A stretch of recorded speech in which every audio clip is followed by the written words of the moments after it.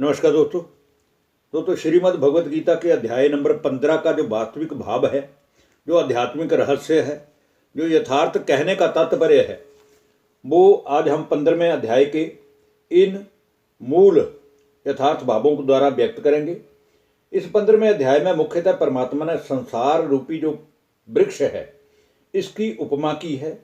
जैसे संसार वाले वेद शास्त्रों के लेखकों ने अर्थात वेदों का वर्णन करने वालों ने जो संसार रूपी इस वृक्ष को पीपल वृक्ष के समान कहा है, वो वास्तव में पीपल वृक्ष नहीं है, लेकिन इस सृष्टि के आदि मध्य अंत को जानने वाले जो परमपिता परमात्मा हैं, जो आदि पुरुष हैं, जो सृष्टि के रचयिता हैं, जो ब्रह्मा द्वारा स्थापना, विष्णु द्वारा पालना, शंकर द्वारा विनाश कराने वाले हैं, वो परमात्मा ही वास्तव में इस संसार रूपी वृक्ष के मूल हैं।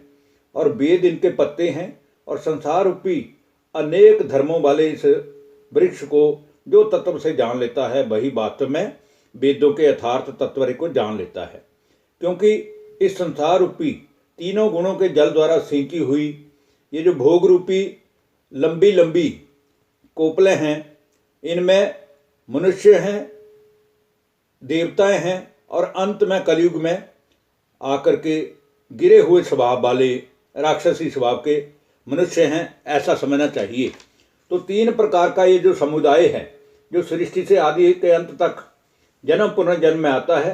सर्वप्रथम देवताओं के रूप में इस सृष्टि पर भारत में जब स्वर्ग था, जब भारत सोने की चिड़िया था, तो मनुष्यों का स्वभाव देवी देवताओं जैसा था।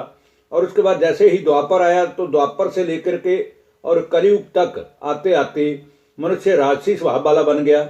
और उसके बाद अंत में आप देख ही रहे हैं कि कलयुग में और घोर कलयुग में अभी मनुष्य जो है तमो प्रधानता वाला बन गया है, जिसका काम वासना के प्रति काम, क्रोध, लोभ, मोह, अहंकार, इन पांचों ही विकारों के वशीभूत होकर के वो दुख का अनुभव कर रहा है और इनको भोग भी रहा है। तो इस संसार रूपी वृक्ष को जैसा शास्त्रों में कहा गया है, वो वास्तव में ऐसा पाया नहीं जाता है, क्योंकि इस संसार रूपी वृक्ष का ना तो आदि है ना तो अंत है। इसलिए इसके आदि मध्य अंत का ज्ञान देने वाला जो परमात्मा है, वो ही इसके वास्तविक रहस्य को समझाता है कि अहंता, ममता और वासना रूपी ये जो वृक्ष की जड़ें हैं, इन जड़ों को वैराग्य के द्वारा, ज्ञान के द्वारा, इन शस्त्रों के द्वारा काट कर ही मनुष्य योगी की स्थिति को प्राप्त कर सकता है। और उसके पश्चात उस परम पद रूपी परमेश्वर को या परमात्मा को भली भांति याद करना चाहिए, उसको जानना चाहिए। क्योंकि जिस परमात्मा के घर में गए हुए मनुष्य फिर अपना ऊंच देव पद पाने के लायक बन जाते हैं, उस परमात्मा का जो ज्ञान है उसको अपनी धारणा में लाना चाहिए। उसके अनुसार ही अपने जीवन को ये मान और मोह से नष्ट करना चाहिए। जितने भी हमारे विकार हमें दुख देते हैं, इन सभी से हमारी विरक्ति होना चाहिए। और इस संसार रूपी जो वृक्ष है, इसको स्वयं परमात्मा ही प्रकाशित कर सकते हैं। क्योंकि जिस परम पद को प्राप्त होकर मनुष्य संसार में फिर नहीं आते हैं, अर्थात अपने परम धाम में विश्राम करते हैं, उस स्वयं प्रकाश रूपी परम पद को ना तो सूर्य प्रकाशित करता है, ना चंद्रमा और ना अग्नि ही। वही वास्तव में मुझ परमात्मा का रहने का स्थान परम धाम है। और वहीं से तुम सभी आत्मा भी अपने कर्मों के अनुसार जन्म पुनर्जन्म में जन्म लेने के लिए उस परम धाम से नीचे उतरती हो। और इस देह में जितने भी संसार के मनुष्य हैं, इन सभी में जो भी आत्मा है वो वास्तव में मुझ परमात्मा की ही संतान है। जैसे वायु गंध के स्थान से गंध को ग्रहण करके ले जाता है और हवा में हमारे को उसकी खुशबू आती है, वैसे ही इस देह का स्वामी जो आत्मा है, वह भी जब इस शरीर का त्याग करता है तो मन बुद्धि सहित वो आत्मा में अपने कर्मों की जो कहानी है उसको साथ में ले जाता है और उसी के अनुसार ही उसके अगले जन्म ये निश्चित होते हैं। शरीर को छोड़कर जाते हुए अर्थात शरीर में स्थित हुए इन विषयों को भोगते हुए और इस प्रकार तीनों गुणों से युक्त हुए अज्ञानी जन इस आत्मा को नहीं जानते हैं।